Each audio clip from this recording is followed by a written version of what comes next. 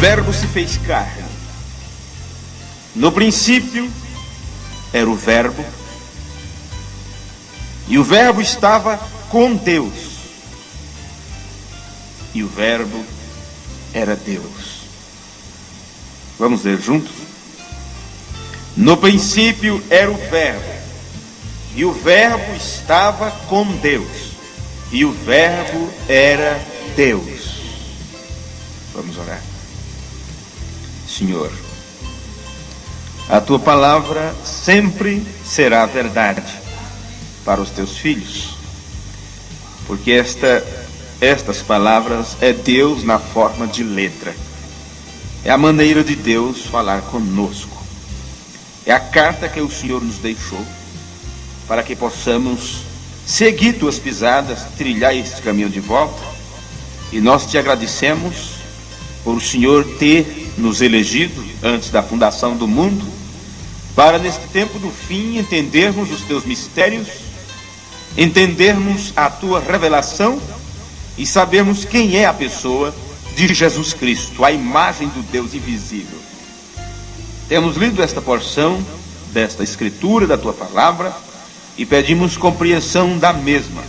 Enquanto falamos e enquanto ouvimos, que seja Deus falando, que seja Deus ouvindo, porque o Espírito do Senhor que está em nós é quem nos traz para a igreja para nos alimentarmos da palavra, porque o Espírito e a palavra é junto, eles não podem estar separados. No nome de Jesus Cristo nós te pedimos esta dádiva, esta bênção tão suprema nesta hora, no nome precioso teu, Senhor, nós te agradecemos e te pedimos. Amém, Jesus, amém. Podem sentar. Nós temos tratado de muitos assuntos nestes últimos tempos aqui, e entramos por as 70 semanas de Daniel. Falamos um pouco sobre as eras, um pouco sobre os selos, um pouco sobre tudo, né? Abrangemos tempo e espaço, falamos sobre milênio, tantas coisas.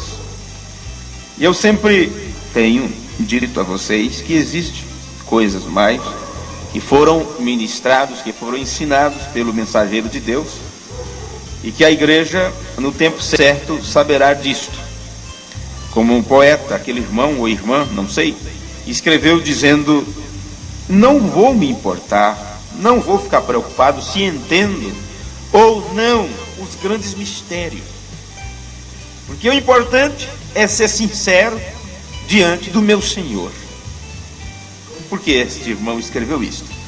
Porque o mensageiro de Deus, quando ele falou sobre os mistérios e os segredos de Deus, e tinha coisas que ele não estava com a permissão naquele tempo de falar, ele disse: mas vocês continuem, sejam humildes, sejam pessoas sinceras, vivam a palavra de Deus da melhor forma que puderem, sejam sinceros.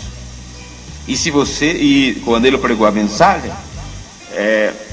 vimos sua estrela e viemos para adorá-lo, ele disse: se você é sincero com Deus, com você mesmo, com o mundo, com as pessoas, se você é sincero com Deus, Deus está obrigado a te revelar seu plano, a te revelar sua palavra. Então não entendo, não compreendo, mas seja sincero, porque se você está sendo fiel àquilo que você tem hoje, a porção que você já tem recebido, que você já tem comido, se você está sendo fiel àquilo, e se Deus tem algo a mais para você, Ele vai te dar daqui a pouco, amanhã ou depois. Portanto, nós não ficamos às tontas, preocupados, nos matando. Deus no tempo certo vai dar para você aquilo que você precisa saber. Agora, quando Ele der, quando Ele derramar bênção, e se você não fizer como fez Ruth, enquanto os trabalhadores da vinha deixavam cair de uma maneira proposital alguns grãos, alguns molhos ali, parecia que eles estavam esquecendo, apenas derramando aleatoriamente, mas eles tinham recebido dono de Boaz, do parente redentor. E Ruth, percebendo isto, ela sabia que aquilo era para ela, e ela foi apanhando aquilo que estava sendo derramado. Então, quando estas coisas são derramadas, e se você não pegar, não absorver aquilo, não apanhar, então você está fora deste plano, porque Ruth, que representa a noiva, fez isto, aproveitou aquela ordem que o parente redentor, Boaz, deu para os trabalhadores da seara. O que ele disse: olha, deixe cair alguma coisa para que ela apanhe, para ela, que ela precisa comer disso. É assim que Deus tem feito durante as eras, é assim que Deus está fazendo, e aqueles de quem Ruth era um tipo, estão procurando se alimentar de todas as bênçãos que Deus está derramando no meio da sua igreja. Mistérios que têm sido revelados, segredos que foram ditos em alta voz.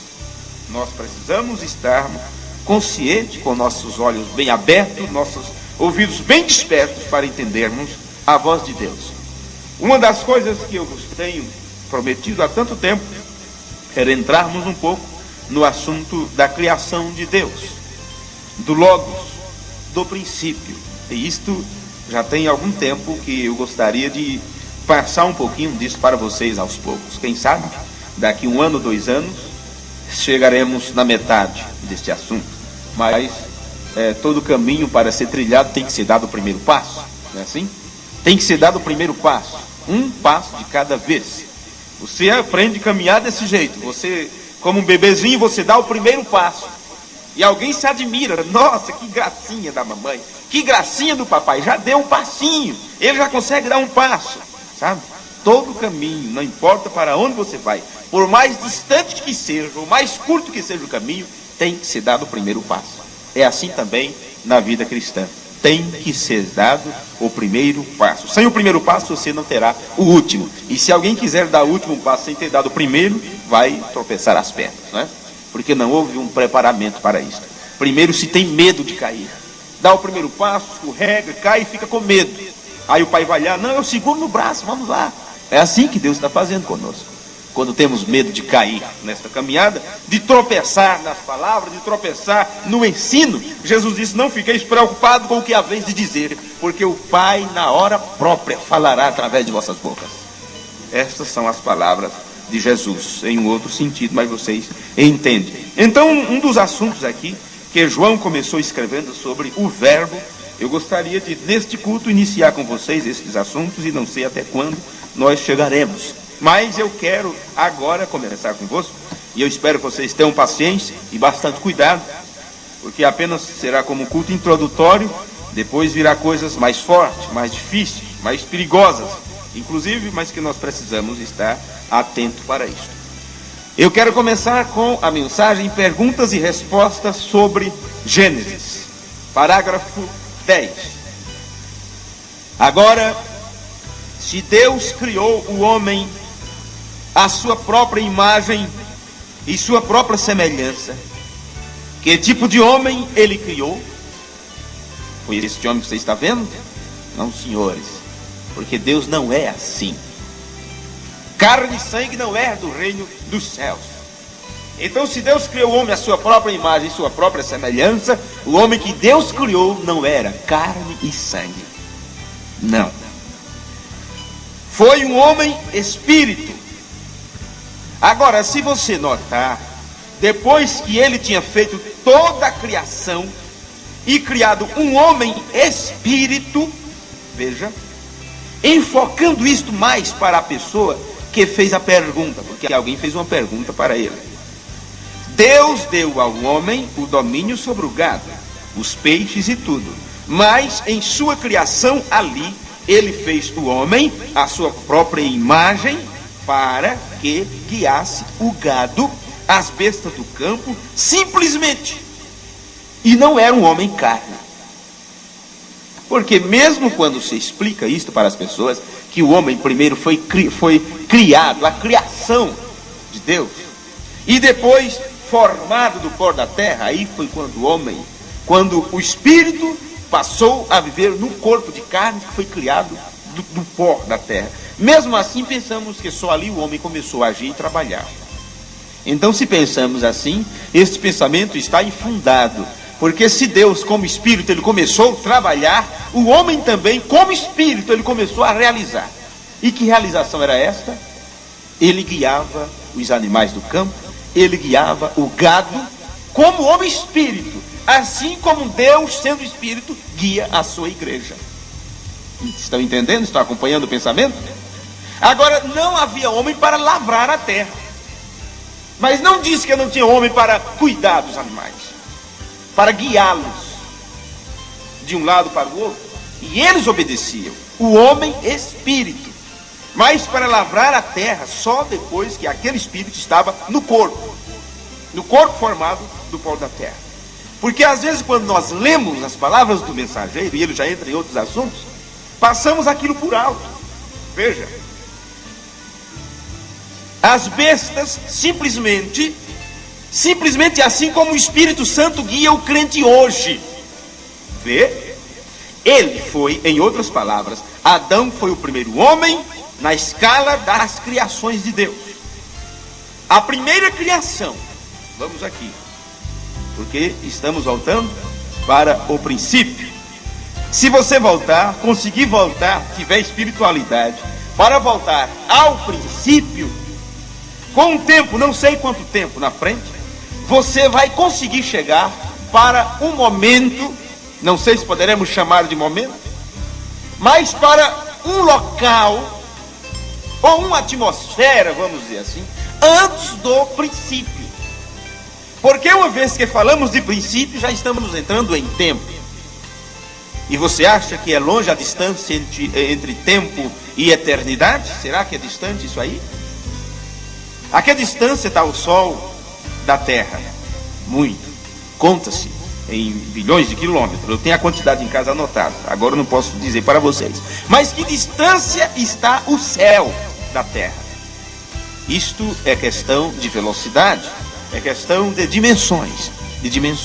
Haja visto que quando é no abrir e fechar de olhos que as coisas acontecem. Paulo, quando ele foi ao terceiro céu, isso foi no êxtase, foi no momento. O profeta de Deus, quando foi levado ao paraíso e teve aquela visão além da cortina do tempo, ele estava deitado ao lado de sua esposa, acordado com as mãos por trás, assim, e daí a pouco se sentiu fora do corpo, e de onde ele estava, aquilo é muito rápido, de onde ele estava, ele viu seu corpo lá deitado, com sua esposa de lado. Ele disse: como pode? Ali estou eu deitado, e aqui estou eu também.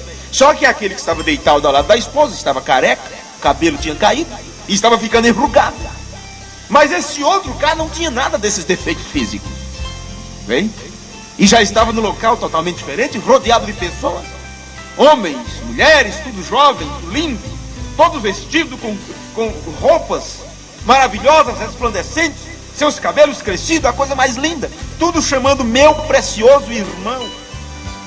Veja, mas que distância é esta de um lugar para outro? Não há medida para isso. Mas se nós pudermos voltarmos para o princípio, para entendermos o que aconteceu no princípio, depois você poderá viajar mais além disso, para ir ao princípio antes do princípio. Porque quando falamos do princípio, pensamos quando Deus começou a criar as coisas.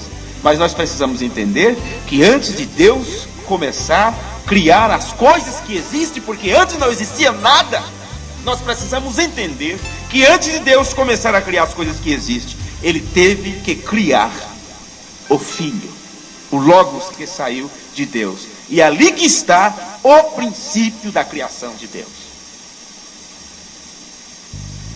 A primeira criação foi Deus mesmo. Perguntas e respostas sobre Gênesis, parágrafo 10. A primeira criação foi Deus mesmo.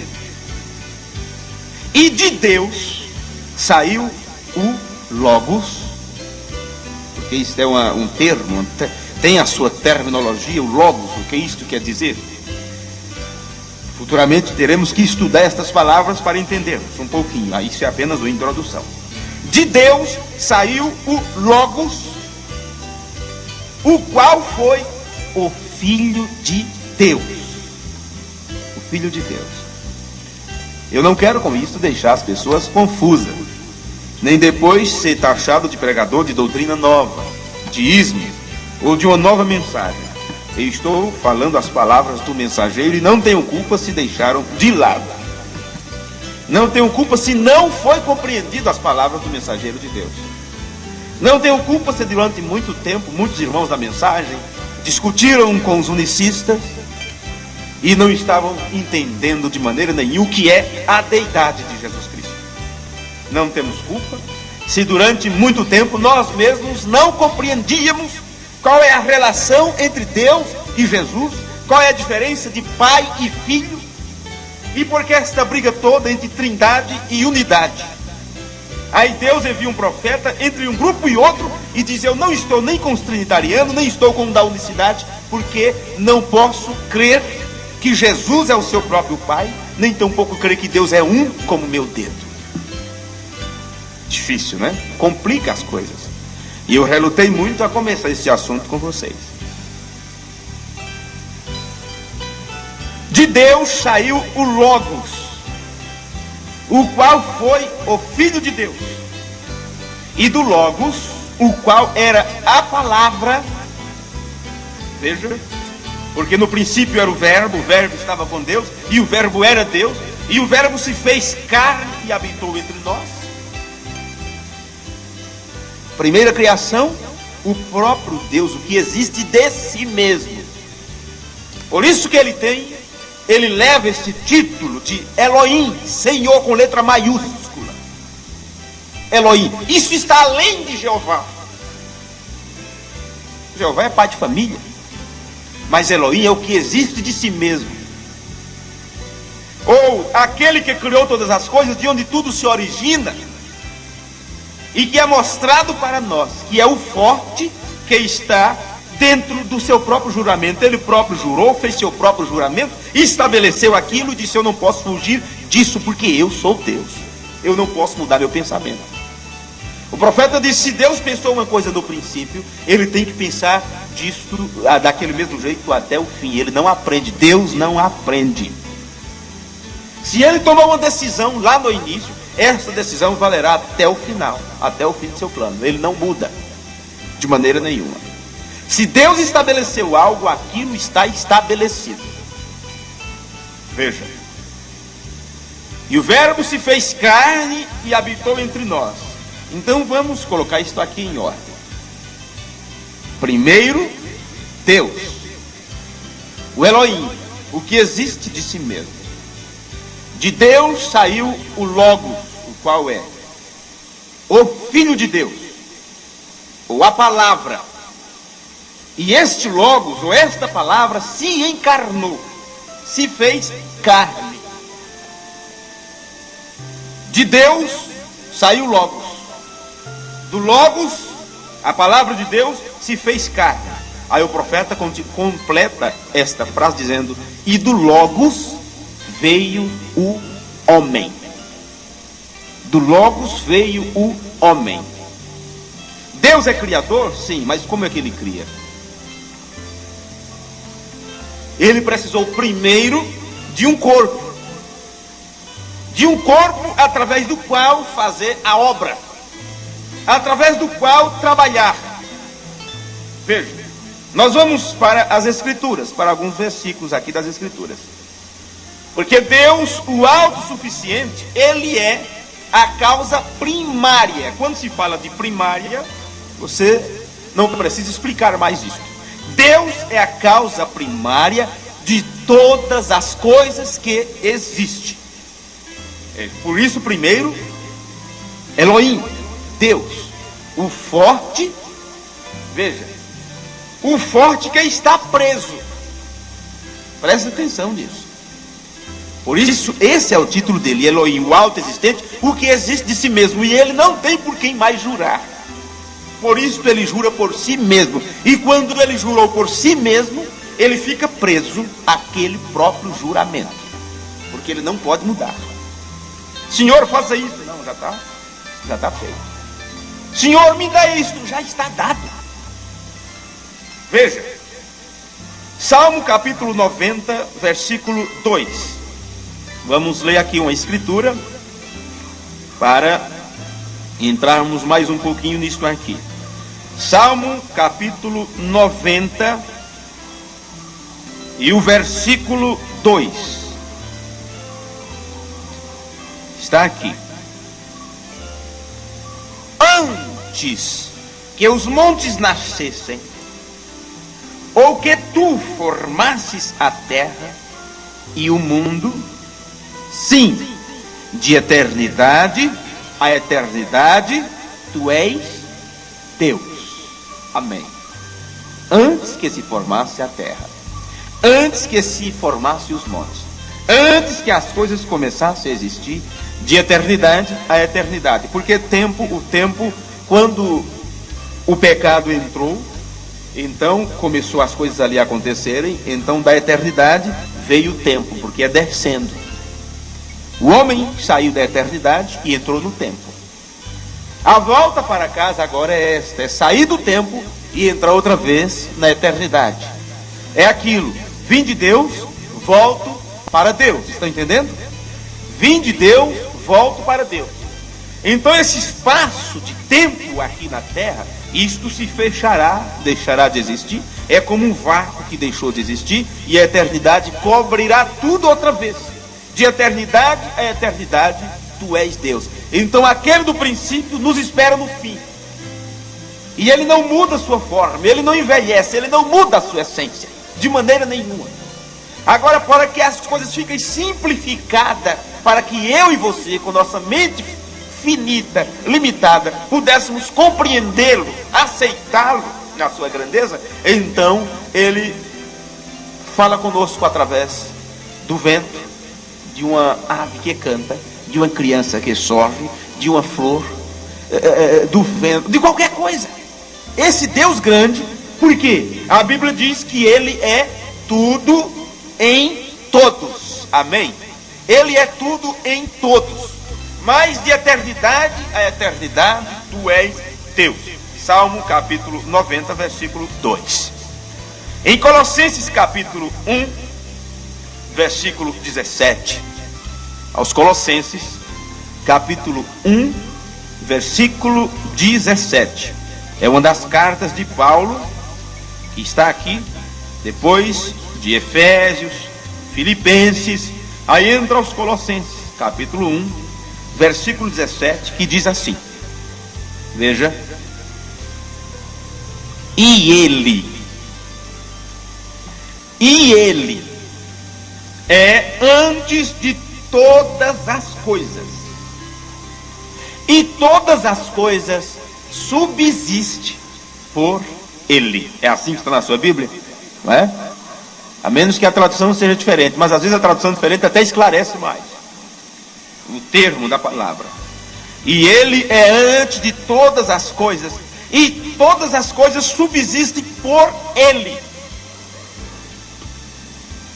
Que está.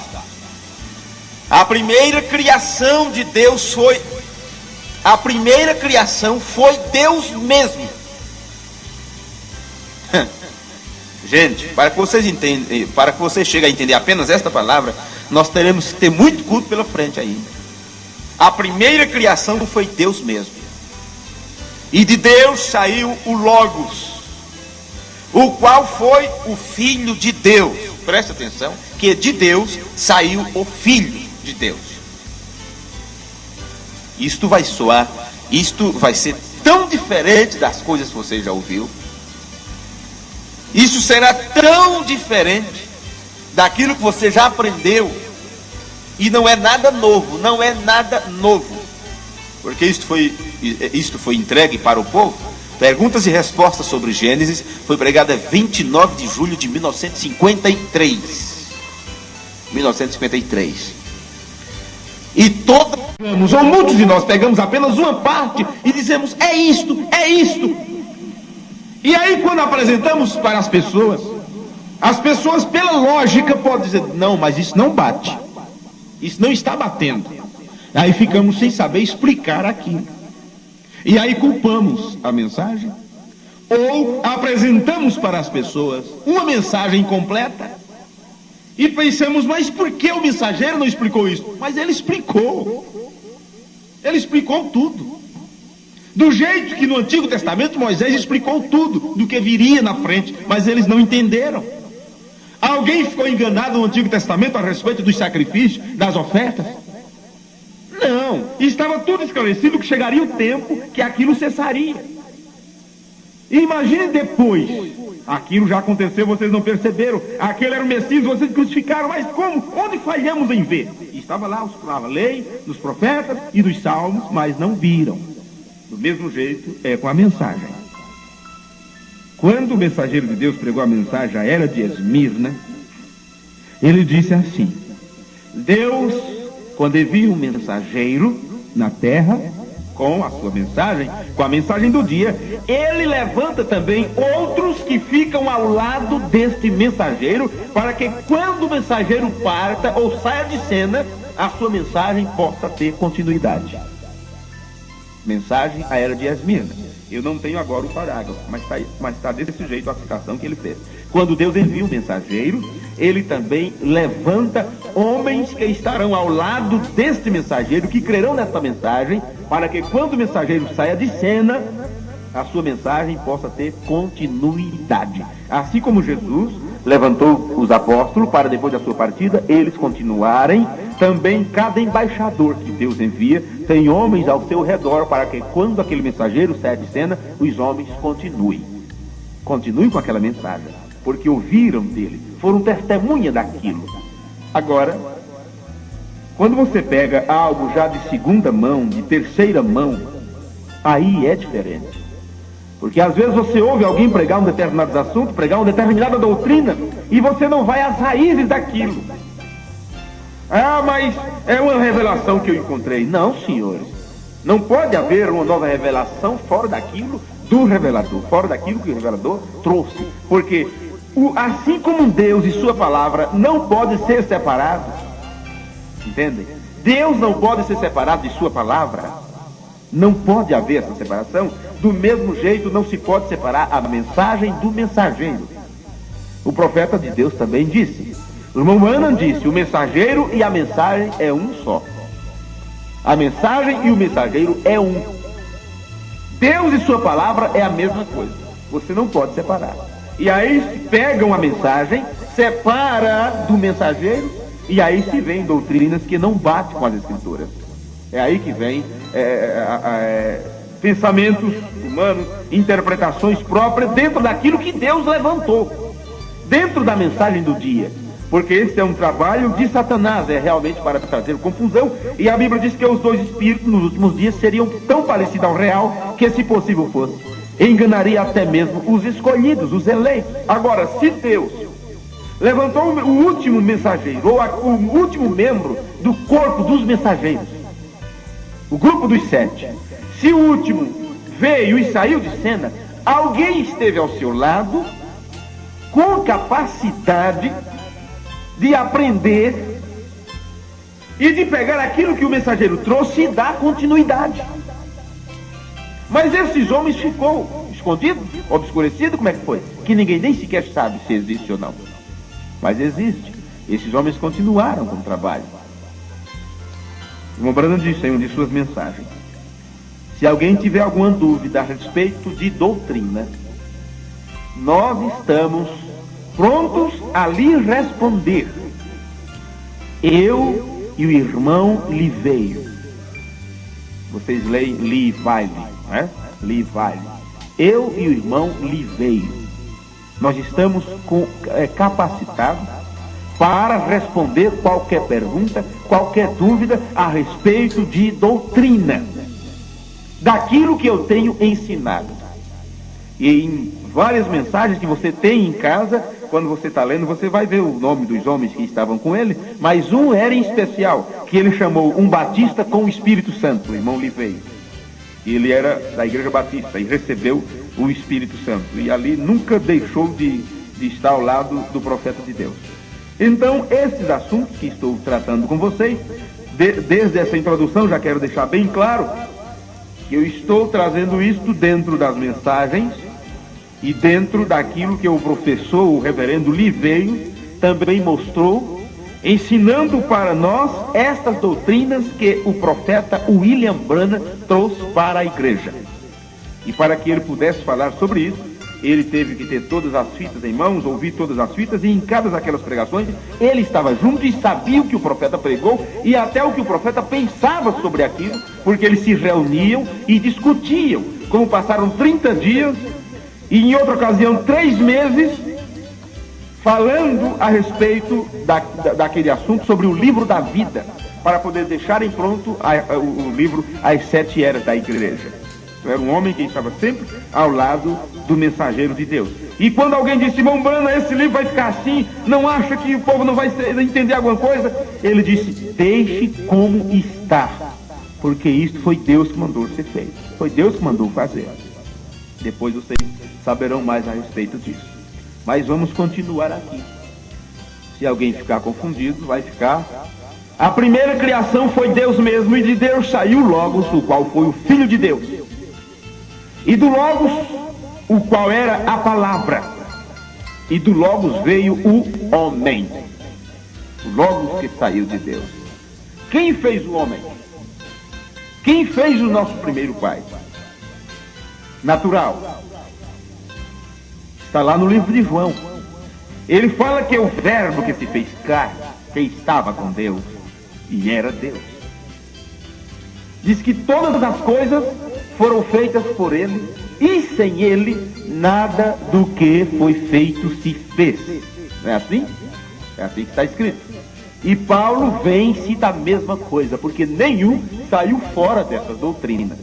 Nenhum apóstolo, nenhum deles, até chegar em Irineu, o segundo mensageiro da era de Esmirna.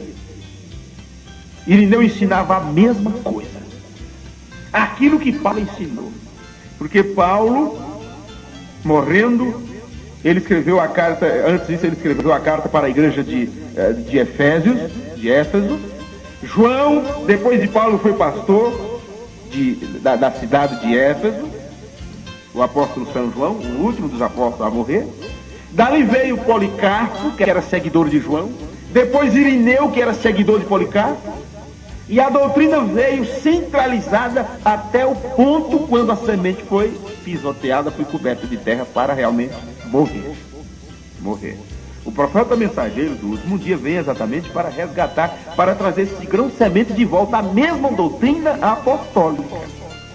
Agora, o que nós precisamos entender é que dentro desta doutrina, ou deste grupo, ou desta mensagem, pode-se ter vários pensamentos injetados dentro daquilo que o mensageiro ensinou, e as pessoas pensam que é realmente a mensagem, quando não é. O que precisamos saber é o que é puro e o que não é, o que é semente ou o que é casca, qual é o grão que está bom, que pode germinar, ou qual é o grão que está xoxo. Entende? Que não tem vida, que está podre, que está apodrecido. Você tem que escolher o feijão. Escolhe a semente. É tudo semente, mas precisa ser escolhida, porque alguma coisa aí não está bem. Tem algum no meio que não está bom. Tem algum pensamento que não está certo. Tem alguma coisa que não encaixa. E precisamos saber o que encaixa e o que não encaixa. Tem um formoso quadro em minha mente agora. Se você puder ter uma pequena viagem comigo. Ele convidou a igreja para fazer uma viagem com ele. Vamos ver se a gente consegue fazer essa viagem um pouquinho? Eu tenho um formoso quadro em minha mente agora. E se você puder ter uma pequena viagem comigo, creio que já tenho falado sobre isto antes. Não era a primeira vez que ele falava, nem foi a última. Mas quero trazê-los a lugar onde vocês estejam certos de vê-lo. Imagina uma viagem, uma excursão. Sabe, tem um parque lá muito bonito, e você chega e o guia turístico coloca naquele carro, coloca aquelas pessoas e sai andando por ali, mostrando aquilo é tal coisa, aquilo é outra coisa, ali é o grande monumento, a fulano de tal, e você passa, aquilo é de uma maneira rápida ali, e você passa vendo aquilo que tem os dias certos daquela excursão, e o guia tem que estar apto para ensinar aquilo para as pessoas, para os turistas. Então nós somos turistas espirituais agora, né? Vamos fazer essa viagem, enquanto ele nos aponta esses monumentos, essas coisas, para que você entenda isto. Nós temos que voltar ao princípio, caso contrário não poderemos entender o que aconteceu antes deste princípio. Porque se você não entender o que aconteceu antes deste princípio, você não tem como voltar para lá. Você não tem ligação. Entende? É um pesadelo, por isso que o inferno você acha que é um lugar propriamente dito? É nos ensinado também. O inferno é um estado de espírito. É um estado de espírito. As pessoas ficam como num pesadelo, porque não tem ida nem volta. Está estacionado, aprisionado. Veja, mas o caminho de volta é nos ensinado.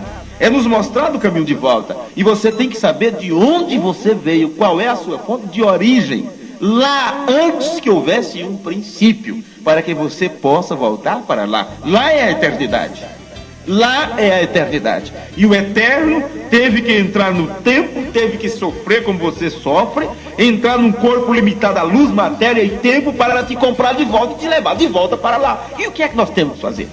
Nós não precisamos fazer nenhum esforço, porque tudo ele já nos fez. Precisamos reconhecer o que somos. Ele disse: quando a igreja reconhecer o que ela é, então haverá o rapto. Só sabendo de onde você veio, o que você é, aí você pode então entrar pelos canais exigidos. Aí você descobrirá o que está sendo exigido de você, para que você cumpra os requisitos como semente da eternidade, como filho da eternidade, para voltar para lá. Entenderam? Então eu creio que já tenho falado disto antes. Eu gostaria que vocês pudessem fazer uma viagem comigo. E eu quero trazê-los a um lugar onde vocês estejam certos de vê-lo. Agora, vamos ter uma pequena viagem e vamos voltar ao princípio por alguns instantes. Agora, não pense no calor que está fazendo. Lá está o calor terrível. Não pense no frio, não pense no sono, nas dívidas. Esqueça tudo isso. Esqueça até que você está sentado. Sabe? Vamos fazer o seguinte: enquanto eu cito as palavras, feche seus olhos. Curve suas cabeças, feche seus olhos agora. Não pense no calor que está fazendo, ou no frio, ou seja o que for. Mantenhamos nossas mentes no que vamos falar e pensar. Vamos voltar a 100 milhões de anos antes que houvesse uma estrela, uma lua, ou coisa alguma no mundo. Agora, houve um tempo quando não havia nada aqui. Tudo era eternidade. E toda esta eternidade era Deus. Ele estava ali no princípio. Agora aproximemo-nos aqui à beira deste corrimão, porque estamos numa viagem vendo estas coisas. Estamos neste corrimão. Olhemos e vejamos estas coisas acontecerem. Enquanto vocês estão agora contemplando o que houve lá no princípio, pense também nisto: nenhum homem jamais viu o Pai. Por isso, você voltando lá agora, você não vai vê-lo. Nenhum homem pode ver Deus na forma corporal, porque Deus não está em forma corporal. Deus é um espírito. Veja, Deus nunca foi visto por alguém. Agora notem, não havia nada, somente espaço. Não havia luz, nem trevas, nada. Simplesmente o parecer era nada. Mas ali estava um grande ser sobrenatural, Jeová Deus, o qual cobria todo o espaço de todos os lugares, em todo o tempo, porque ele era a eternidade. Ele era de eternidade a eternidade. Ele é o princípio da criação. Este é Deus. Não se podia ver nada, nem ouvir nada, nenhum som para se ouvir, nada, nem sequer o movimento de um átomo no ar, nada, nem o ar para ser respirado não havia, nada. Todavia, Deus estava lá. Este era Deus. Agora observe por algum instante neste nada. Depois de um tempo, ninguém jamais o viu. Este que ninguém o viu, você não consegue pensar na sua forma, porque ele não tinha uma forma corporal. Este é o Pai, é Deus o Pai. Notem então, por algum tempo, eu começo a ver uma pequenina e sagrada luz, Pense agora, uma pequenina e sagrada luz começando a se formar como um pequeno halo ou algo. Você somente poderia ver isto pelos olhos espirituais. Enquanto estamos olhando toda a igreja agora, estamos parados juntos a um enorme corrimão, observando o que Deus está fazendo. E entraremos a esta pergunta aqui, e vocês verão como ele a declara. Agora, não há ninguém que tenha visto a Deus. E a próxima coisa que começamos a ver, olhando pelos olhos sobrenaturais, é uma pequena e branca luz formando-se ali. Abra seus olhos. O que é isto? Esta pequenina luz, isto foi chamado pelos leitores da Bíblia de Logos. Logos, L-O-G-O-S, no nosso português. Logos. Ou, se você quer outra tradução, ou ungido. Ou ungido. Ungido com o quê?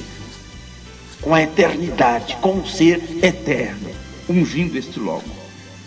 Ou a unção. Como eu ia dizendo, a parte de Deus que começou a se desenvolver em algo para que os seres humanos pudessem ter algum tipo de ideia do que ele era. E Deus não precisava mudar de forma. De Deus saiu esta luz deste ser eterno que cobria espaço e tempo. Não havia ar para respirar, não havia nada para ser visto. Era eternidade. Agora imagine mente como a nossa querer estudar a Deus. Imagine tentar explicar Deus. Para que você pudesse ter uma ideia de como ou de quem é Deus, ele então criou o Logos. E este Logos, ele o chamou de meu filho. Ou minha primeira criação. Ou o primeiro ser gerado, criado. Saiu de Deus. Saiu da eternidade. Esse pequeno halo de luz branca. Aquilo é chamado ungido ou a unção. A parte de Deus que começou a se desenvolver em algo. A parte de Deus, preste atenção nisso. Este grande ser eterno deixou que se desprendesse dele próprio uma parte. E nesta parte que você pode vê-lo. Nós somos tão pequenos, tão simples, tão nada, tão miseráveis, que dá temor até pensar neste ser tão tremendo, tão poderoso.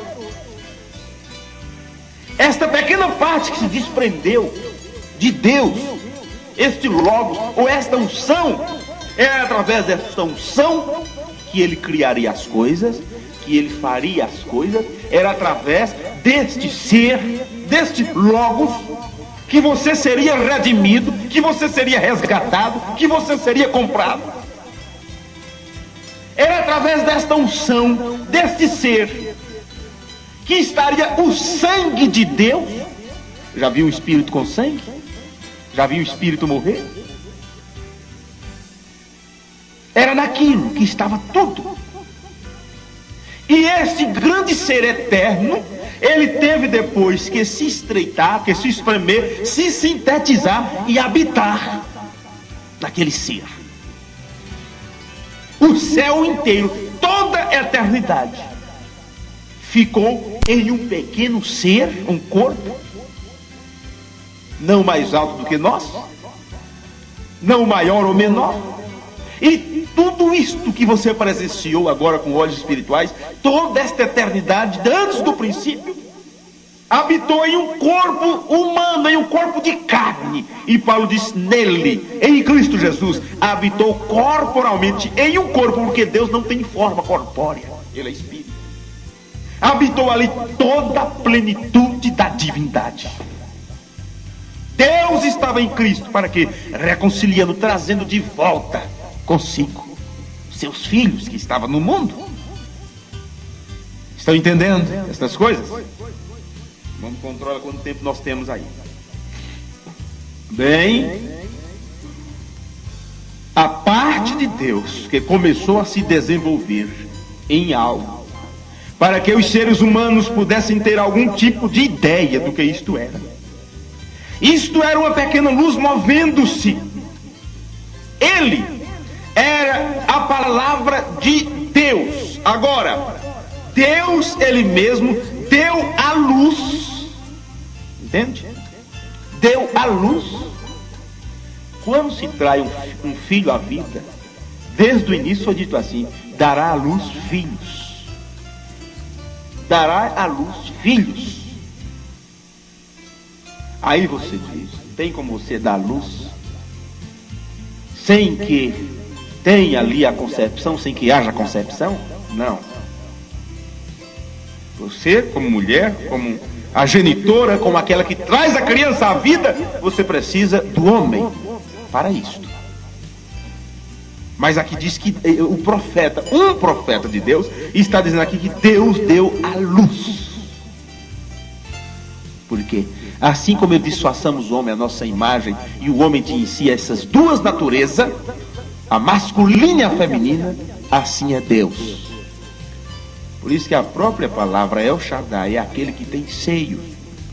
Em outras palavras, é aquele que alimenta, que sustenta nos braços, como a mãe. E quando ele se identificou como o pai que cuida, o pai que tem filhinhos para cuidar, ele pegou o exemplo de uma galinha com seus pintainhos debaixo de suas asas. Está entendendo? Este é Deus. Ele simplifica as coisas para que você possa entender a sua grandeza. Por isso que antes de ser entregue a revelação dos selos, foi pregado Deus escondendo-se e se revelando em simplicidade. Como eu gosto disso. Olha, Deus, Ele mesmo, deu a luz a este filho, o qual era antes mesmo que houvesse um átomo. Um átomo, neste nada que existia antes, neste nada, nesta eternidade, que nada havia sido criado ainda, apenas Elohim, o autoexistente, o autossuficiente, o que existe por si mesmo. Ele então deu a luz a este filho, o qual era antes mesmo que houvesse um átomo. Quero dizer, antes que houvesse ar para fazer um átomo, porque não tem como ter átomo sem o ar. Veja que coisa. Esse foi, vê? Por isto Jesus disse: Pai, glorifica-me com a glória que nós tínhamos antes da fundação do mundo. Lá no princípio. Eu vou vos falar uma coisa para vocês. Este assunto dá nó na cabeça dos trinitários e dá um nó maior ainda na cabeça dos unicistas. Entende? Dos unicistas, dos só Jesus, ou de ver nas Escrituras a relação de pai e filho, o que é Deus, o que é Jesus. Porque diz assim: tu és meu filho, hoje te gerei. Você já pensou nessa Escritura, meu Paulo? Tu és meu filho, hoje te gerei. Você encontra Davi falando essas palavras. E isto foi quando? Antes de houver um átomo, de houver um ar, de houver uma estrela, qualquer coisa. Jesus disse: glorifica-me, Pai, com a glória que nós tínhamos antes da fundação do mundo. Vê, lá no princípio. Bem, eu li pergunta e resposta sobre Gênesis, do parágrafo 10 até o parágrafo 13. Mas vamos ler alguns parágrafos ou alguns versículos aqui das Escrituras a respeito de Deus. Deixa eu ver quanto tempo nós temos. Já passou de 1 hora já? Mas não é possível. Tem que encerrar já, gente. Eu estava programando para dentro de 40 minutos. Eu tenho essas fitas que são de 1 hora. Tem alguma coisa errada aí. Me enganaram quando comprei essas fitas hoje. Não é possível. Bem, mas vamos ler aqui então alguns versículos da Bíblia para encerrarmos então e continuarmos na escola dominical. Em Colossenses, vocês já leram, 1,17 diz: Ele é antes de todas as coisas e nele subsistem todas as coisas. Então, eu gostaria que vocês abrissem 2 Coríntios capítulo 4, porque quando a Bíblia se refere a Deus com letras maiúsculas, Deus está falando da suprema deidade, ou da deidade suprema, veja, ou da suprema divindade. Quando se usa em letras minúsculas, Deus com letra minúscula, ela tem um sentido duplo. Pode estar falando dos ídolos feitos por mãos dos homens, pode estar falando até mesmo do diabo como Deus deste mundo, ou pode estar falando mesmo até dos profetas. Quando é com letra minúscula, ela tem duplos ou triplos sentido. Pode ser ídolo, pode ser o diabo, pode ser os profetas de Deus, que eles também são considerados deuses. Mas quando fala sobre Deus com letra maiúscula, naquela parte, porque no original, como é que diz o dialeto do judeu? No hebraico lá, Moisés escreveu os profetas, ou seja, o que for. Aquilo, na letra maiúscula, aquilo está falando sobre a divindade, porque Deus é em três, vem do El, Elá e Elohim. E todos os profetas tiveram um nome disso aí, tiveram uma parte do nome de Deus nele, nos nomes que eles tiveram. Por isso que aqueles que não tinham parte do nome de Deus tiveram seus nomes mudados. Vê como vem as coisas? Como a coisa parece ser complicado, mas não é. Nós que complicamos, porque não queremos forçar nossa mente, não a natural, mas a mente espiritual, a mente de Deus em nós que tem que ser desenvolvida. Porque a mente humana nunca, jamais conseguirá entender a Deus. Por isso que Paulo diz: nós temos a mente de Cristo. Somente quem tiver, ou quem tem a mente de Cristo, é que poderá entender Deus, ou crer nele como ele é. Então, quando você encontra a palavra Deus com letra maiúscula, está falando sobre a deidade suprema, o autoexistente. Quando é com letra minúscula, então você já encontra aí um sentido duplo. Pode ser ídolo, pode estar falando do diabo, pode estar falando dos profetas de Deus. Mas em 2 Coríntios capítulo 4, versículo 4, você encontra agora esta palavra com letras minúsculas. E você vai ver que mesmo falando, tendo a palavra do Deus, não quer dizer que é sobre o Deus, a deidade suprema que está falando. Nos quais o Deus deste mundo, ou deste século, cegou os entendimentos dos incrédulos, para que lhes não resplandecesse a luz da glória de Cristo, o qual é a imagem de Deus. Então aqui está falando sobre um Deus falso, o diabo, com letra minúscula, e está falando sobre a suprema deidade, o Deus Criador, o Deus eterno, e está falando daquele que ele criou antes do princípio, que é a sua imagem.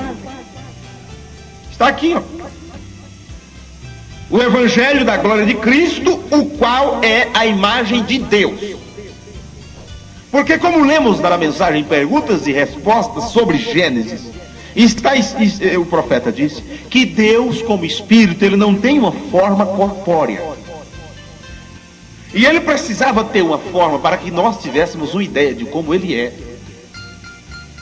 Imagine você, uma criança pequenininha, ela não enxerga as imagens das coisas. Você diz: ela está me conhecendo, já pregamos sobre isso. A criancinha já conhecia a mamãe, já conhece o papai, mas ela não está te vendo.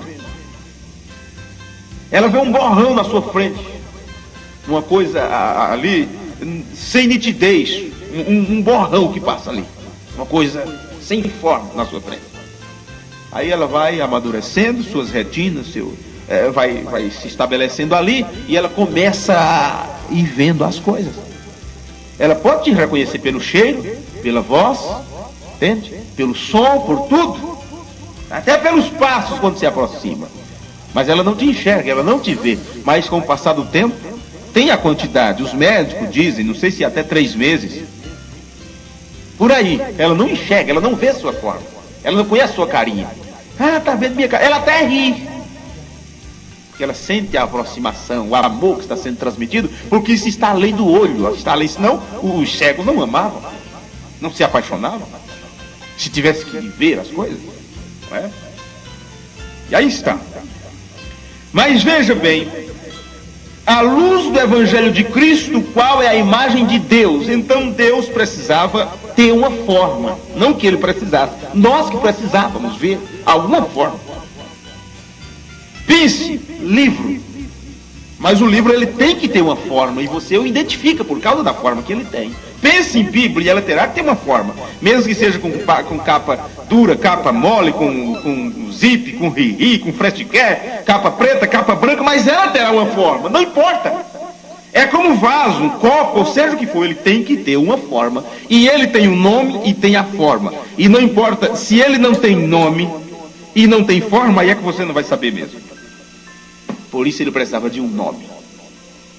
Veja, por isso que ele precisava de um nome. Deus não é o seu nome. Deus significa objeto de adoração. Esse não é o nome dele. Entende? O nome que ele se deu a conhecer aqui na terra foi Jesus Cristo. Jesus é aquele corpo de carne. Cristo é a unção que vem sobre ele. Porque Cristo é o Logos que saiu de Deus. Ele é a imagem do Deus invisível. Deus então formou aquela imagem. E os hebreus no Antigo Testamento, eles precisavam então na congregação ter uma imagem, ou ter um símbolo, uma forma para representar Deus. E eles usaram um candelabro com 9 braços. Você diz 9? Eu só conheço de 7. Entendem agora que a coisa complica um pouquinho para nós? Não é? Mas eles usavam de 9 braços, porque Deus é a fonte de onde tudo se origina, e Deus, apesar de ter os seus 7 nomes redentores, veja, mas os judeus, os hebreus, eles tinham lá o seu candelabro de 9 braços, o qual representava Deus. E uma vez eu encontrei um de 9 e eu joguei fora uma foto de um de 9, e acho que não sei se foi o irmão Júlio que disse para mim, esse é falso, que esse tem 9 braços. Sabe? Somos tão limitados. Lembra aqueles animais que andam pela cidade assim, ó? Bota-se um tapume aqui para só ver na frente ali, né? E se você se deixar daquele jeito, você fica assim toda a vida, só aqui, ó.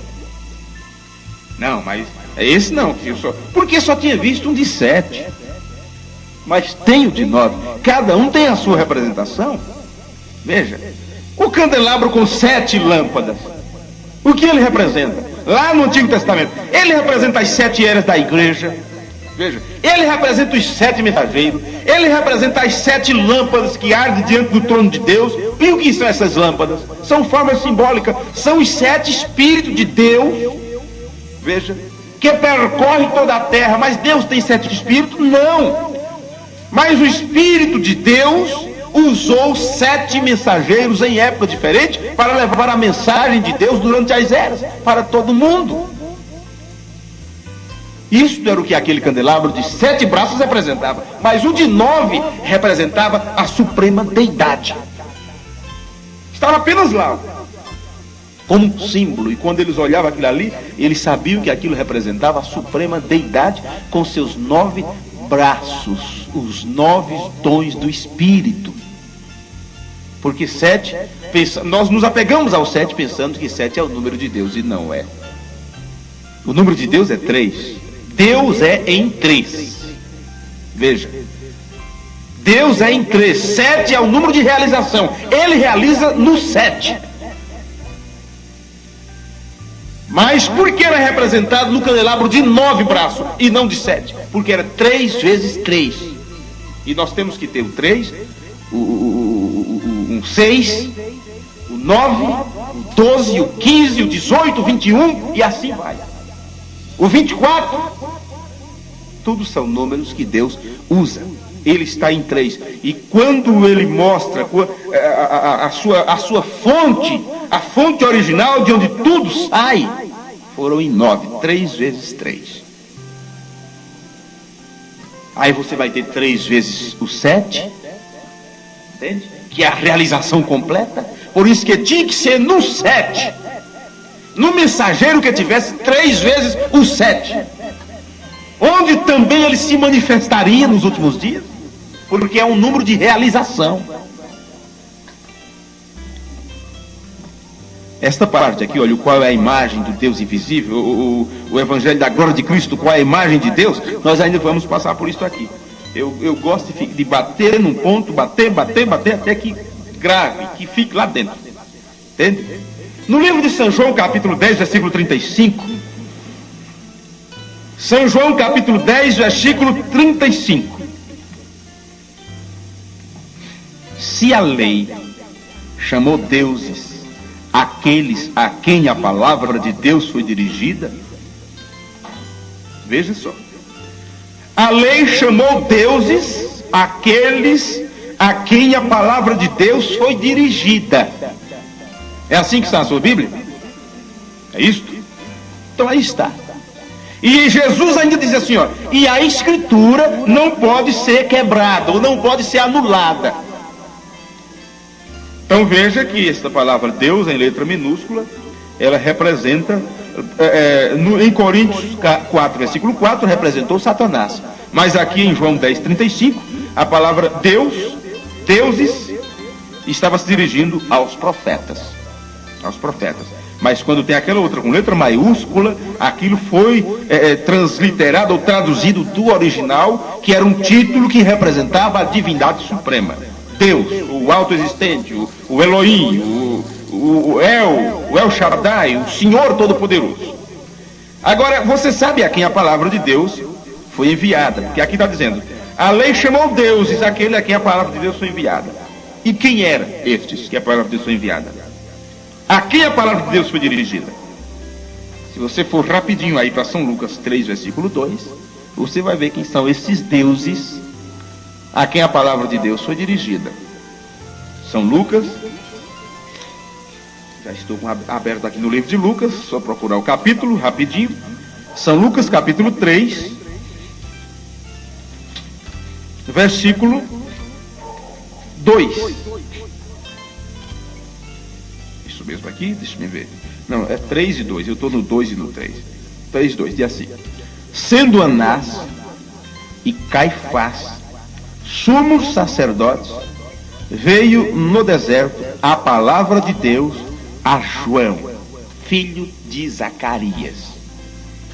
Então a lei chamou de deuses a quem a palavra de Deus era dirigida, a quem a palavra de Deus vinha. Então Moisés era Deus, veja, por isso que ele disse para Moisés, você será como Deus, Arão será como teu profeta. Cada profeta representou Deus, era uma parte de Deus na terra. Então a palavra de Deus, ou a lei chamou Deus a quem era dirigida a palavra. Era aos profetas. Bem, porque Deus é espírito. Como espírito, Deus não tem localização. Quando antes lemos a mensagem Perguntas e Respostas sobre Gênesis, do parágrafo 10 ao 14, ou ao 13, e você vê o profeta dizendo assim, olha, não havia átomo, porque nem sequer havia ar para ter o átomo, não havia nada, não havia estrela, não, era o nada, e neste nada ali estava Deus. Mas isso como Deus no nada? Porque Deus não tem localização. Deus não precisa de um local para ficar. Ele precisou de um local quando o homem precisou ter um local para se dirigir a ele. O homem ficou tão limitado que precisava ir para um determinado lugar. Somos tão limitados que precisamos ir para a igreja para aprender de Deus. Somos tão limitados que precisamos ir ao altar. O homem foi tão limitado que Deus teve que ir a um lugar. Por isso ele diz assim, olha, o céu é o meu trono. É assim, está? Eu fico imaginando Deus desse jeito, argumentando assim. O que é que vocês querem? O céu é o meu trono. A terra é o estrado dos meus pés. Que casa vocês vão me edificar? Hã? Que casa vocês vão me edificar? Eu preciso disso, em outras palavras. O céu é o meu trono. A terra é o estrado dos meus pés. E ele caminha na terra como ele caminhou tantas vezes e continua caminhando. Que casa você vai me edificar? Senhor, que precisamos construir uma casa, porque eu não preciso disso. O único lugar, por isso que o único lugar de Deus para adoração, onde Deus pode habitar, o único lugar, eu concluirei com isto então aqui, ó. Apenas isso, por hoje. Deus não tem localização, porque Ele é Espírito. Antes de as coisas serem criadas, serem geradas, no nada havia só eternidade. E esta eternidade era Deus, diz o profeta. Esta eternidade era Deus. Ele não precisa de um lugar, de uma localização. Aí quando precisou o homem, na sua limitação, ter um lugar para se encontrar com Deus, sabe que lugar é este? Não é na igreja batista, não é na metodista, não é na católica, não é no templo muçulmano, não, nenhum desses lugares não é o lugar de Deus. Aí a mulher samaritana disse assim: olha, uns diz que é em Jerusalém, outros dizem que é no monte. Onde que é? Os amigos católicos dizem que a Santa Madre Igreja tem que ser lá. Os espíritos dizem que nós somos os corretíssimos, sabe? Os presbiterianos dizem que se não for da nossa igreja não vai. Os testemunhos de Jeová dizem é só nós. E se você não estiver ali, não é salvo. Os irmãos da Assembleia dizem, se você não falar em língua, você não tem o Espírito Santo. E olha, sem o Espírito Santo não tem jeito de entrar no céu. Entende? E assim vai. E veja que rolo, que complicação. Não é diferente do templo lá de Jesus com a mulher do poço. Disse, olha, uns dizem que tem que adorar a Deus no monte, outros dizem que tem que ser em Jerusalém, no templo. E o que é que tu dizes? Ele diz, chega o tempo que nem é no monte, nem é em Jerusalém. É tempo de adorar a Deus em espírito e em verdade. Amém. Porque Deus é o quê? Deus é espírito. Deus é espírito. E este grande espírito, Deus, viu que o homem tinha necessidade de ter um lugar para ter uma verdadeira adoração. Aí o mensageiro de Deus para o tempo do fim pregou a mensagem: o único lugar provido por Deus para adoração. Este único lugar é na pessoa de Jesus Cristo, porque Ele é a imagem do Deus invisível. Amém? Somente Ele pode falar a palavra de Deus. Por isso que enquanto os profetas diziam, assim diz o Senhor quando se fez carne disse, eu vos digo agora. Amém? Vamos nos colocar de pé, que o Senhor nos abençoe. Espero que vocês tenham tido esta introdução, que seja válida para nós, para o nosso entendimento, e que nós vamos entrar por esses assuntos com o passar dos dias aí por a frente, e veremos até onde chegaremos, qual mensagem leremos. Vocês ficarão surpresos até. Eu espero que ninguém fique confuso, né? Porque nós não estamos aqui para trazer confusão, mas esclarecimento, né? Trazer esclarecimento. Deus Pai, Criador dos céus e da terra, nós te agradecemos de todo o coração por esta oportunidade que o Senhor tem nos dado de falar sobre a tua palavra, de falar sobre as tuas grandezas. Obrigado, Senhor, por este momento que tivemos, por este pequeno culto que tivemos aqui, e que este ensinamento possa, ó Pai, vir de contra as nossas necessidades espirituais.